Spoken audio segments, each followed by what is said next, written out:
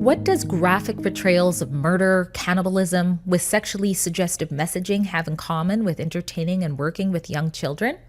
Many Canadians would say absolutely nothing.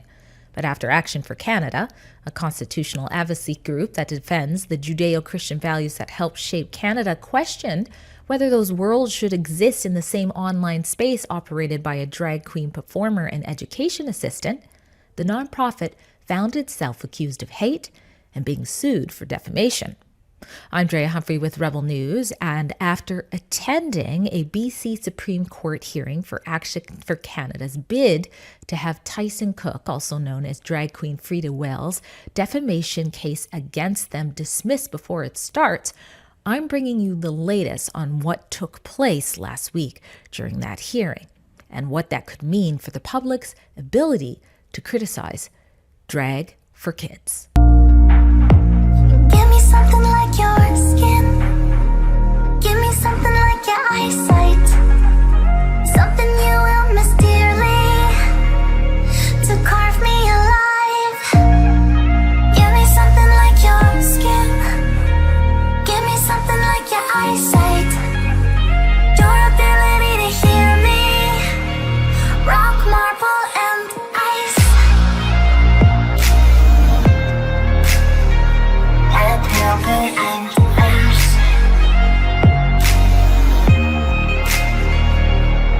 Those disturbing scenes you just saw weren't pulled from a horror movie. Instead, they were taken from award-winning drag queen and Okanagan-based education assistant Tyson Cook. Here he is again, being honored by the Central Okanagan School District for his outstanding contribution to the city of Kelowna through the art of drag and as an educator. But when Action for Canada's co-founder Tanya Gaw and others within the organization learned that a controversial drag for children story hour featuring Cook was to be scheduled at a local library back in 2023, their concerns were only heightened after looking into Cook's award-winning drag queen content. There was a real estate agent, that's how I remember it. And then next thing you know, there's some sinister looks. He's dressed in his drag, and there's a room with plastic on the walls and a long knife, and somebody is being murdered. And you see blood splattering, although you don't see the actual event take place. Then he's in the kitchen with a glass of wine and a meat grinder, putting the meat in, eating it, feeding it to his potbelly pig. And the disturbing content doesn't stop there. Here's Tyson Cook performing another sadistic scene in a YouTube video that was originally entitled Frida Wales. Maybe this time, Frida Wales is the name he uses to entertain children. And then apparently it appears after getting on Action for Canada's radar, the name of this video has been changed to his alter drag ego, Killa Wales. It's about kidnapping and murdering a young woman.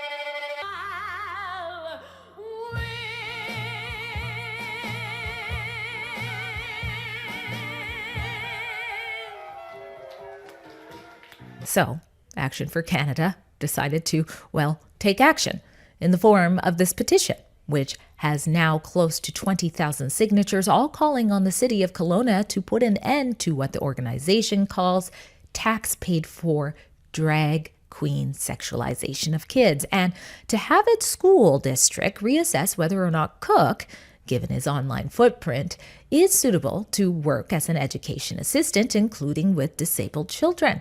Despite being a public figure, doing very controversial things in public, Cook did not like that at all.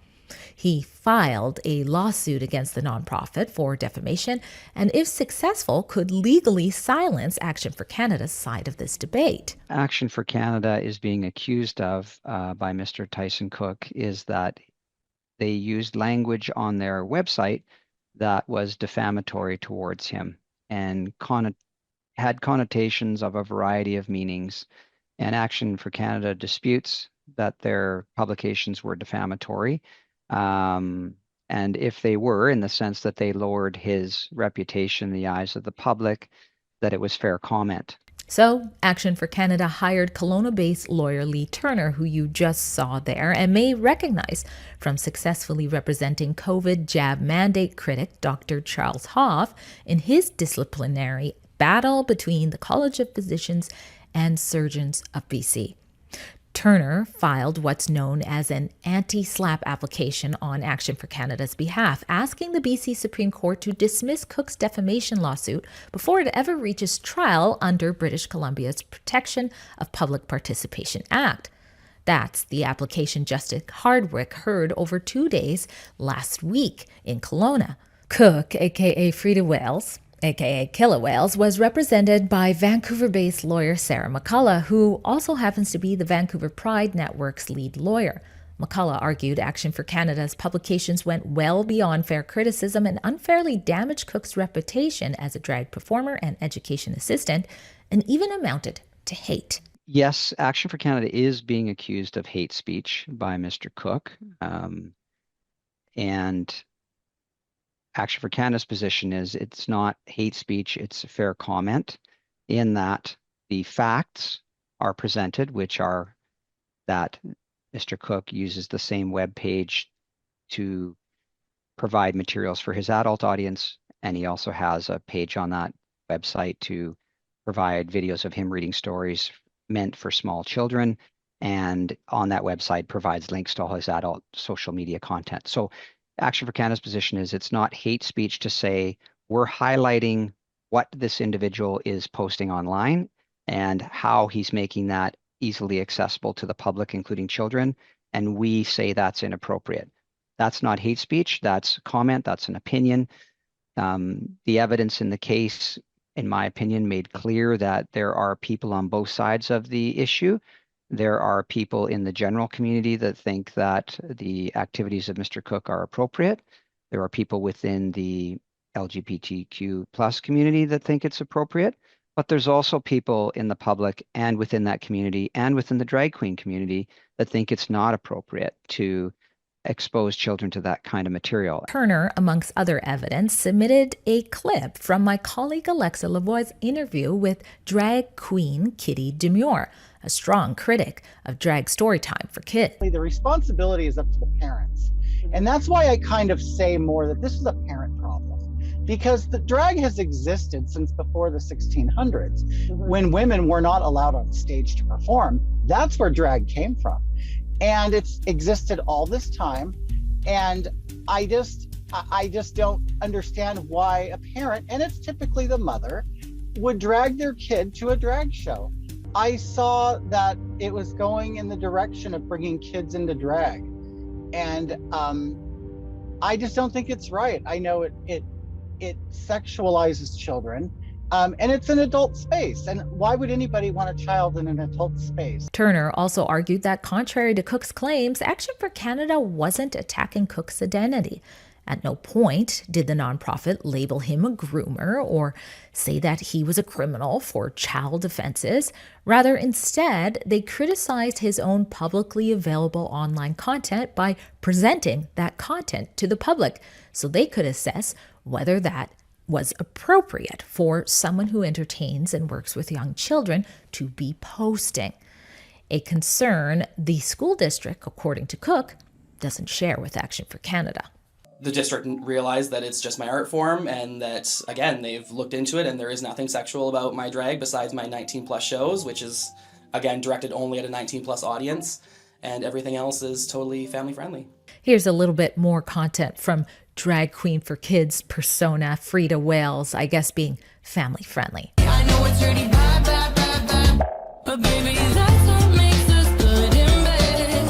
Spy, we drive each other mad.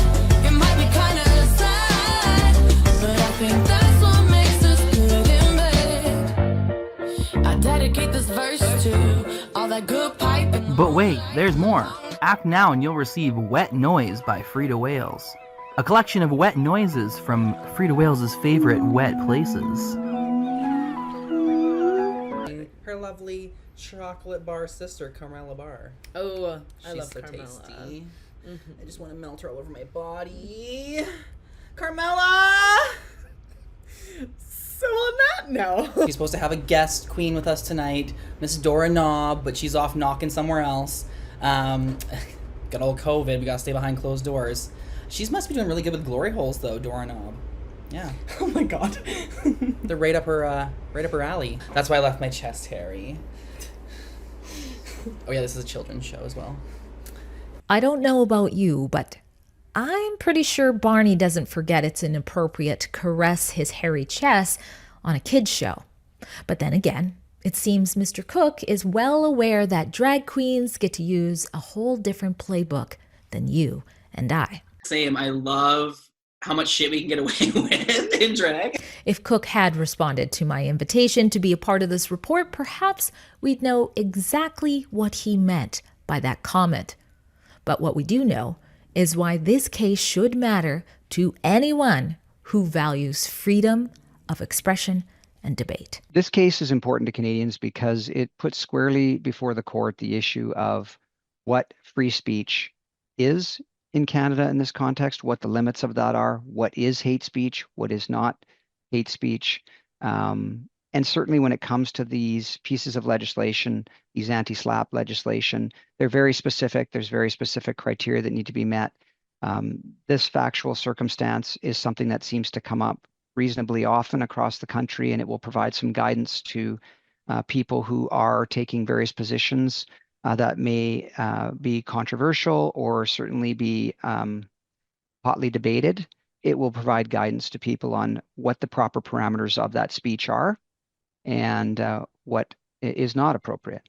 Which is exactly why Ms. Gaw and Action for Canada say they're not taking the easy way out. As some would suggest, they're not going to just take down the petition. Well, I think even just setting aside who this individual is, there's a growing concern amongst parents and citizens nationwide. And we need to protect the freedom of speech and the freedom of expression. And they're really trying to shut that down right now. And when it's a matter of public interest like this, we need to have the debate. We need to have the conversation. If a reassessment needs to be done, let's have that conversation. Let's be reasonable about it. Whether the justice ultimately agrees remains to be seen, but something interesting did stand out to me at the end of the proceedings. In a subtle way, the judge acknowledged that, at the very least, this is a matter of great public interest. And for that reason, the justice said she would be setting a specific date, September 1st, to hand out oral reasons for the public to have, instead of having to wait for written reasons. It's at that time you and I will learn whether or not, or I should say what, the new precedent has been regarding the freedom for nonprofits like Action for Canada, or independent journalists like Rebel News, or concerned parents like many of you to be able to freely challenge the drag for kids industry and the actions of the entertainers thriving within it. Drea Humphrey for Rebel News. Did you know that Rebel News is also being sued in a case we could use your help with? Jessica Simpson, formerly known as Jonathan Yaniv, is a violent trans activist who is suing us in the BC Human Rights Tribunal for our reports exposing the menacing to society that Yaniv has done. If you value freedom of the press and want us to be around to continue doing so, please go to stopyaniv.com and donate what you can towards our legal expenses.